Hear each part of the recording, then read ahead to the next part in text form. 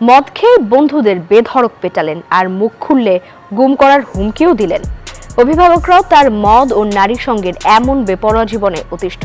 দর্শক, বলছি 22 গজে ব্যাটারদের কাঁপন ধরানো পেস বোলার তাসকিনের কথা।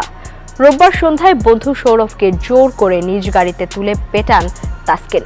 নিউজ 24কে তার ছোটবেলার বন্ধুরা জানান, মদ্যপান ও নারী সঙ্গের কারণে টাইগার স্পিড স্টারের সাথে সম্পর্ক ছিন্ন করায় ঘটেছে এমন ঘটনা। মিরপুর 1 নম্বর থেকে দেন আমাকে পিক করে, সবসময় কাঁধে হাত দেয়। তো কাঁধে হাত দেওয়ার পরে আমাকে ধরে মানে অল অফ এ সাডেন আমাকে জাস্ট খালি মানে মাথায় ঘুষি দিচ্ছে, দেন আমার এখানে ঘুষি দিছে, গাড়ির ভিতরে একদম মানে আমাকে ছাড়ছেই না। সিফাতুর রহমান সৌরভ টাইগার পেসার তাসকিন আহমেদের বাল্য বন্ধু।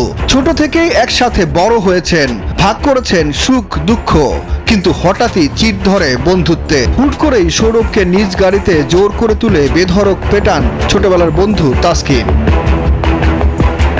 কিন্তু কেন ঘটলো এমন ঘটনা? নিউজ 24কে সৌরভ জানান, মদ্যপান ও নারী সঙ্গের কারণে তাসকিনের সাথে সম্পর্ক ছিন্ন করাতেই এমন ঘটনা ঘটিয়েছেন তিনি। তাসকিনের আরেক বাল্য বন্ধু জানান, তাকে দিয়েই সৌরভকে ডেকে আনিয়েছিলেন তাসকিন। দুজনকে মারধর করে গুম করার হুমকিও দেন এই টাইগার পেসার।